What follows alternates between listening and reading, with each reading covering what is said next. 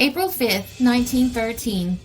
There are numerous legends and stories of ghostly vessels that roam the briny deep, and many hard-headed mariners, free from the common superstition of the ordinary sailorman, stoutly maintain that they have at least once in their maritime career encountered what was undoubtedly a phantom ship.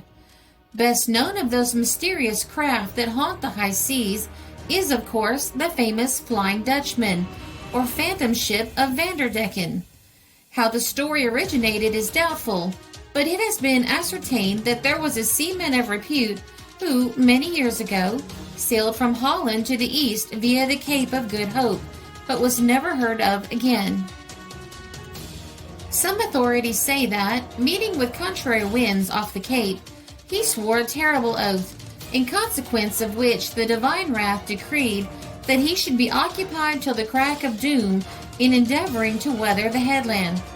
Others state that this punishment was meted out to him in retribution for a terrible murder he committed before commencing his fateful voyage.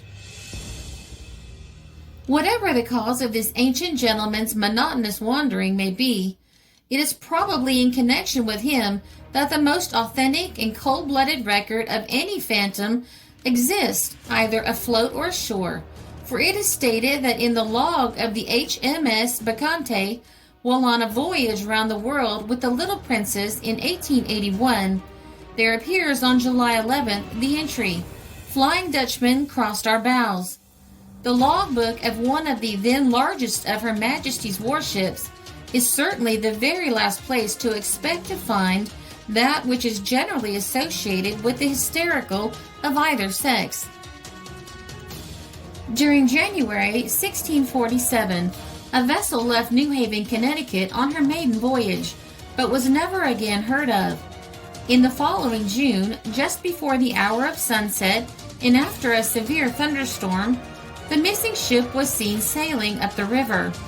The inhabitants, taking their evening stroll, were overjoyed at her return, but the most observant of them noticed that there was something uncanny about her, especially in that she appeared to be sailing up against the wind.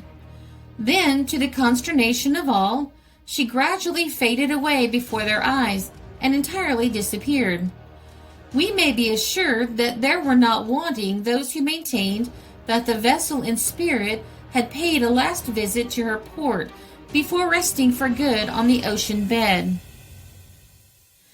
In the Chronicles of the St. Lawrence by Lemaine, it is recorded that on a certain day in the year, a phantom ship is seen off Cape d'Espoir in Gaspe Bay. Lights are seen aboard her, and her decks are crowded with men.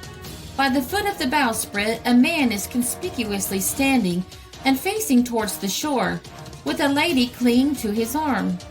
Gradually, the lights go out and the vessel sinks. It is said to be the ghost of the flagship of a fleet which was sent out to reduce the French forts, the vessel being lost with all hands. To come to British waters, there are numerous instances related in local history of the visitations of ghostly vessels, the west of England, as might be expected, being most prolific in these records, says a writer in the London Globe. Indeed, Cornwall boasts of a goblin ship, probably unique the world over, as she not only sails the water, but proceeds most unconcerned a good distance inland. This is the Specters ship of Porthcurno, and in Robert Hunt's book on Romances of the West of England are related the experiences of a local inhabitant who witnessed one of her escapades. She is described as a black, square-rigged, single-masted vessel, sometimes towing a small boat. No crew are ever seen. Presumably they are down below. The personal narrative goes on to say, "On came the craft. It passed steadily through the breakers, glided up over the sands, steadily pursued its course on the dry land, as if it had been water. On it went to Boteland, where St. Leven formerly dwelt. It then steered its course to Chigwidden, and there vanished like smoke."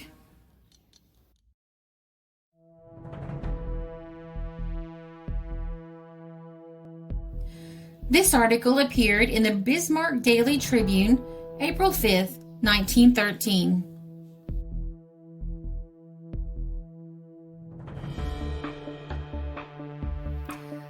This is a Country Road production because history is fascinating.